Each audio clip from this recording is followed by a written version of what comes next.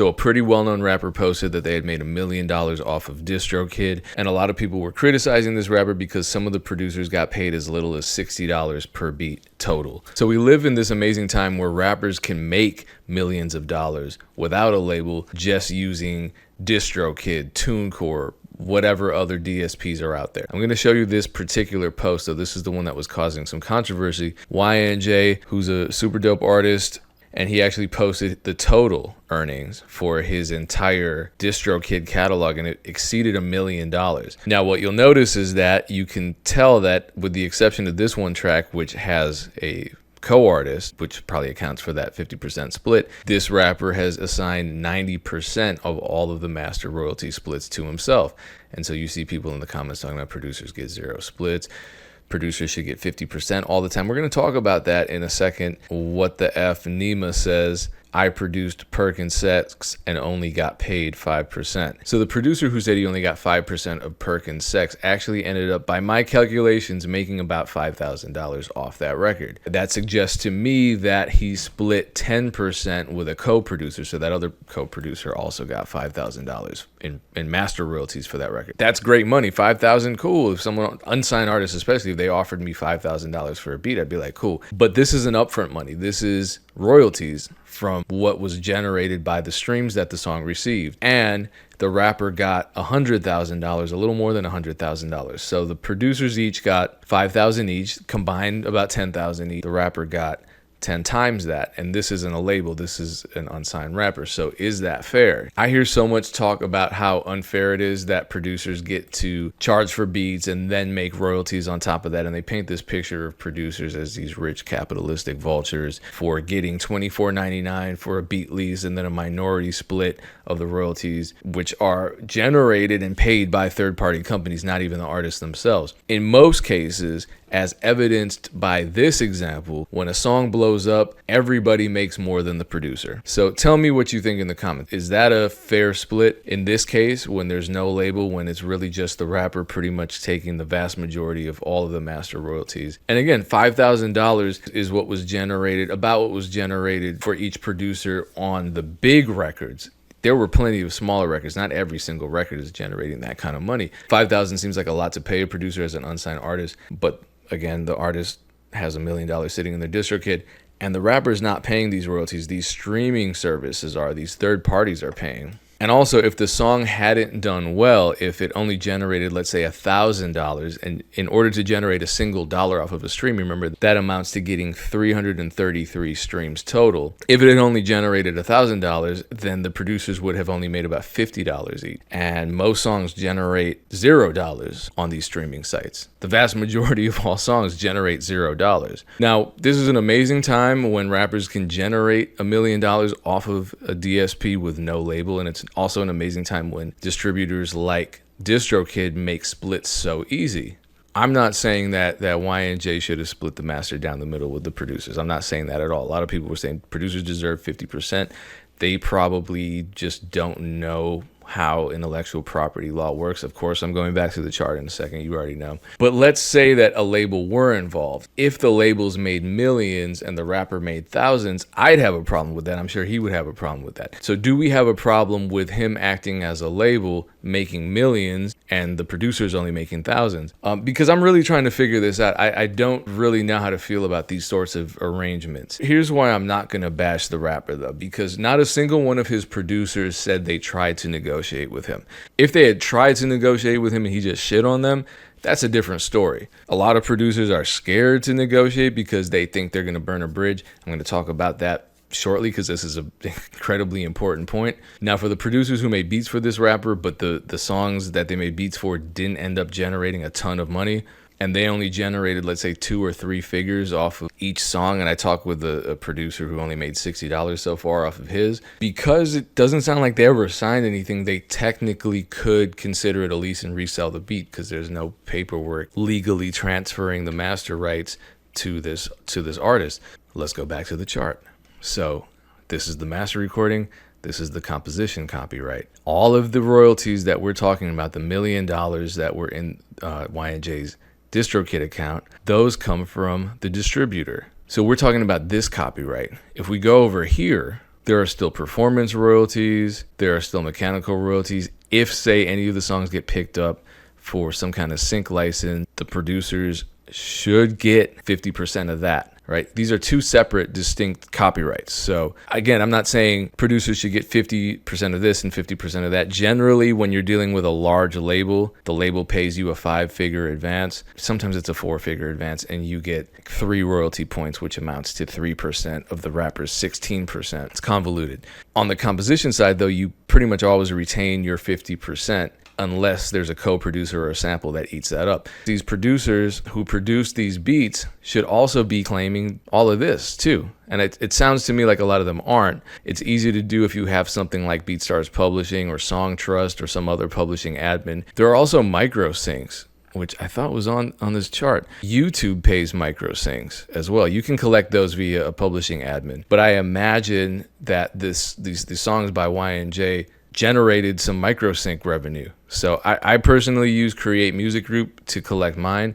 And literally all I do is just send an email saying I own 25% of this underlying composition for this song, and then they just collect on my behalf. So these producers should be doing this. Any producers producing records for big artists, especially when they don't know what's going on, there's no contract, there's no advance, nothing. Collect what you can. If the songs are doing well, collect what you can. Bear in mind that when it comes to a stream, and this actually surprised me because I was thinking it was a little different. This is according to Billboard magazine. I've seen different charts, and they do say that royalties break down. This is an average case here.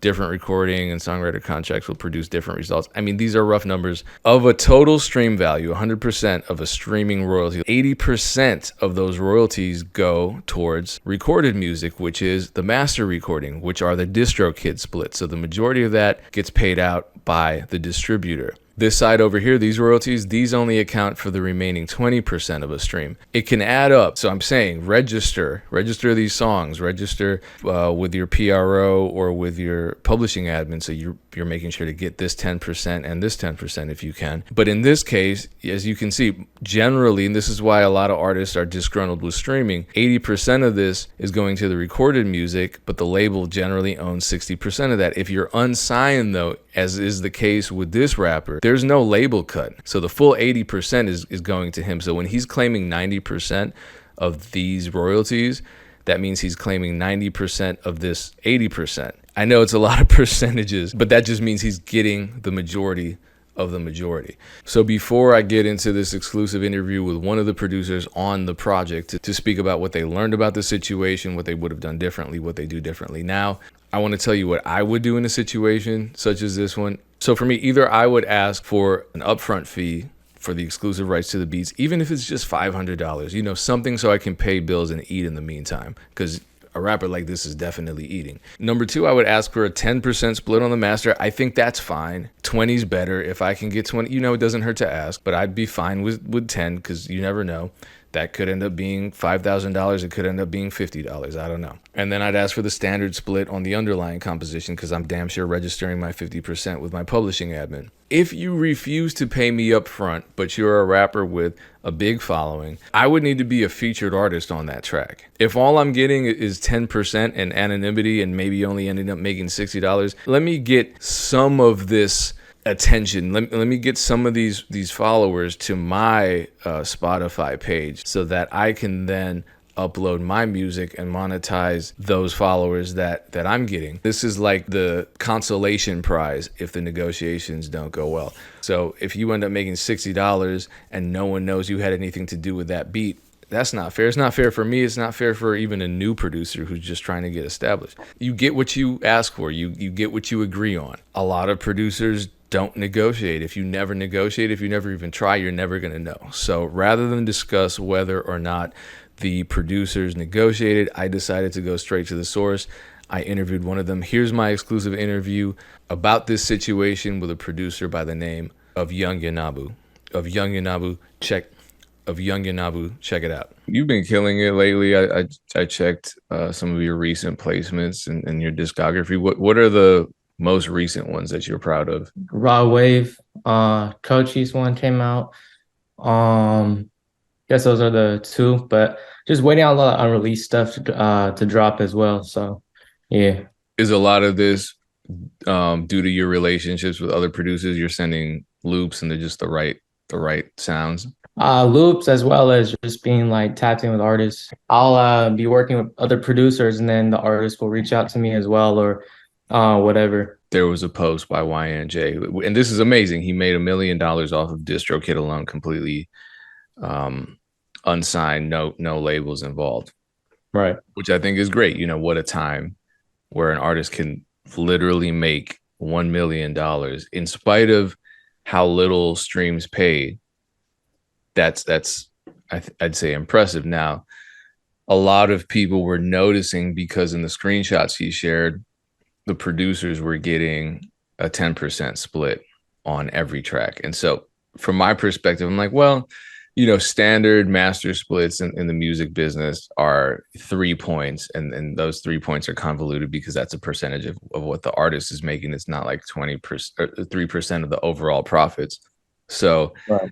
I'm thinking, all right, the producers maybe got an advance, they signed something and they got a few thousand on the front end or even just 1,000, whatever.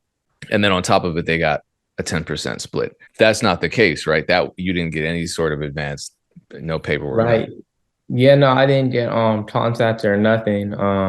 It was just like basically my boy I produced it with, he was tapped in. Um and we just cooked up some beats for him. Whatever. We got one of the songs and he said, "Oh, like Jay's about to give us like 5% each." And I was like, "Okay, like, but like can we try to get a little more or something or like what's going on?" No upfront fee or nothing. And he just said basically like that's how he does it with all of his producers and that's just how it is.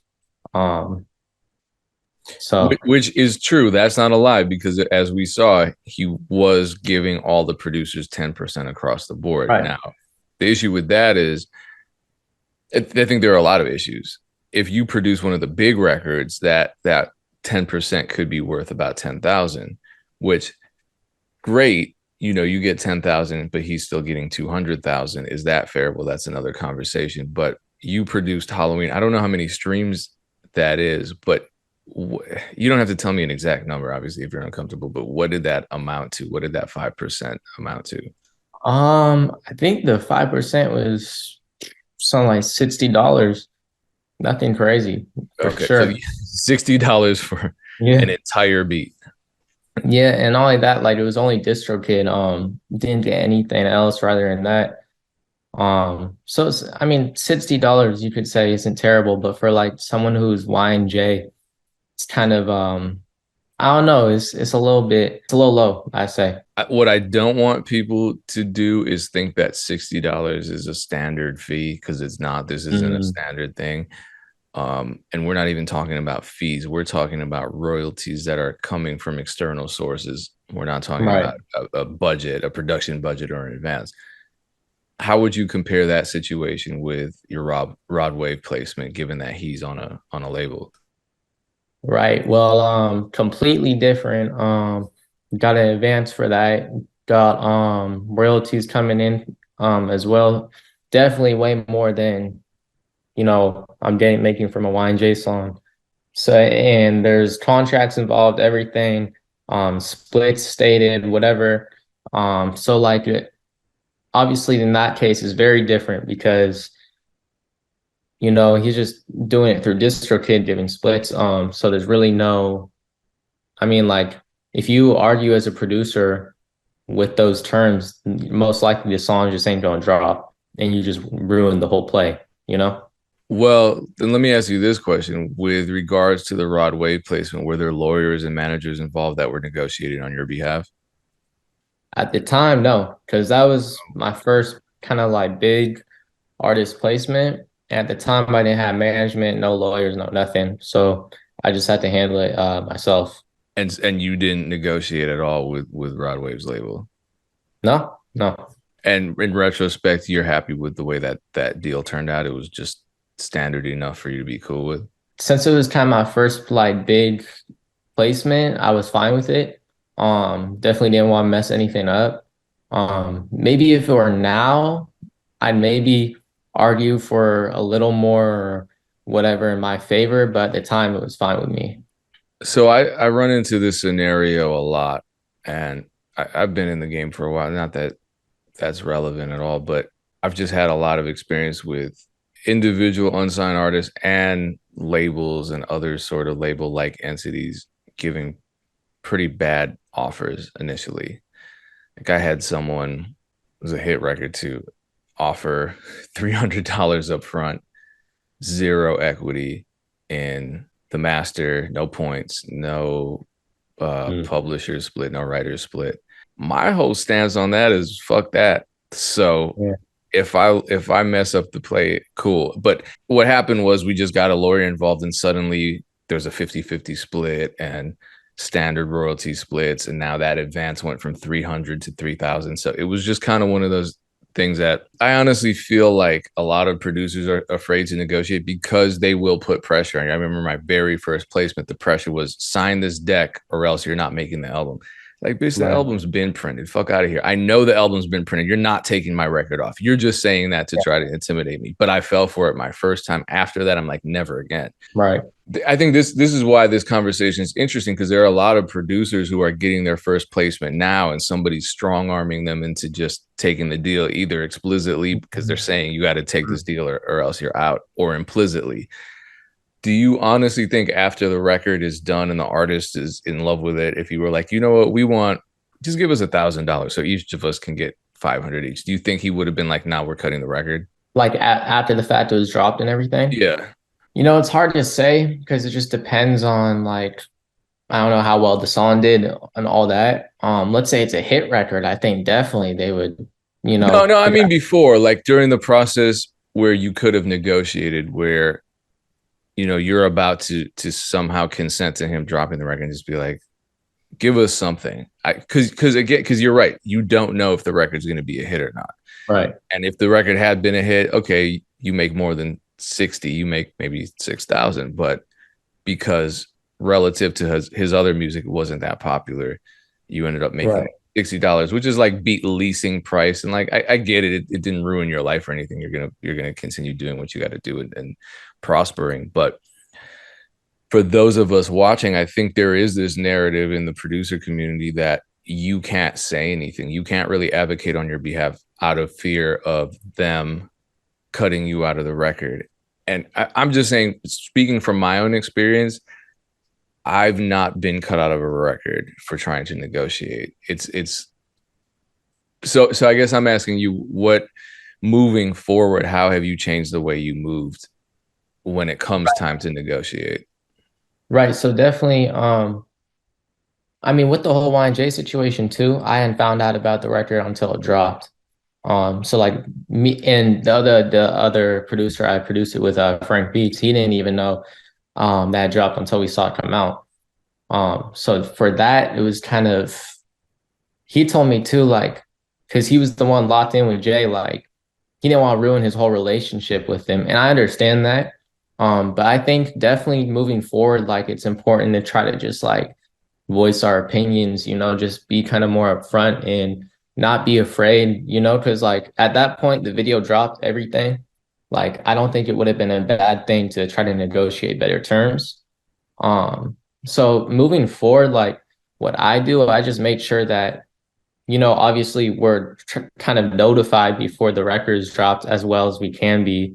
Obviously that's not the case every time because we don't know. But and if it does drop, then I just have, my management team get on it, get a lawyer on it, whatever, and try to get out the best terms with both people, both parties, in agreement. Yeah, because the thing about lawyers is they're valuable precisely because they're not out to make friends. They're just there to get the best deal for their clients. So I've not had anything go wrong with lawyers when they're negotiating for an advance. The worst that's happened is, they say, all right, well, this is all they can give. This is what we reached. It's not, what we wanted, but Right. here's the middle ground. And then, we handle it that way. And it's like, yeah, sometimes negotiations are a give and take. For other producers coming up that are going to find themselves in your position where they're really just kind of happy to be there because it's their first placement, they don't know how to move, they don't have a lawyer, they don't have management, they don't have somebody like a mentor to tell them what to look out for. What advice do you give them? Biggest advice is just don't be afraid to speak up. And that goes with anything really. Like if you're quiet about stuff and just let it happen, that's just going to become the norm. And as producers, I feel like we all just need to kind of, come together and really have a voice for ourselves instead of just accepting whatever terms are being placed upon us. Cause we all know like we aren't being treated fairly. Like it doesn't feel right to make $60 from a Y&J record, you know? So like I would say just don't be afraid to speak up. Obviously, there's a lot of different things that go into your specific situation. But yeah, just don't be afraid, you know? You said something important, and to me, it's about cycles and setting precedents for yourself. I remember there was a conversation that I chimed in on, but I was disappointed in the producer community, honestly, because it was a question posed by Sound Oracle, which was if your favorite major label artist asked you to make a beat for them now, but Mm, wasn't going to give you an advance, wasn't going to give you any equity in either the master or the underlying composition copyright, would you do it? And a ton of producers were like, yeah, you'd be stupid not to, because you have mm, credit now and you leverage. What you said was basically that you want to stand up for yourself immediately. Otherwise, the next time it's going to be the same thing. And yeah, it kind of feels like the people, like if you have a friend in a toxic or abusive relationship or something, and like they're cheating on you. Yeah, but I don't want to mess things up. I'll let it yeah, slide this time. Like it's going to happen again and again and again. And then you're going to let it slide in the next relationship and then the next. And so you just mess your whole life up because you're trying to be cool in that situation, right, not piss anyone off. And it's like, how are you pissing people off by advocating for fairness? You know what I mean? And I see that a lot in the producer community where people are just like, now let me just play my position. But the position that you create for yourself becomes the position you stay in. You don't go from saying, oh, yeah, I'm here to kiss ass. And then the next time around, you're like, no, I want 50 million. Like it doesn't work that way. You know what I mean? it's like, because, that's a perfect comparison. Like, you don't think people who are big producers got to where they are by just accepting things and just being like, okay, this is the way things are. They had to go think outside the box and think for themselves and really advocate for themselves, or else they probably didn't. I mean, who knows?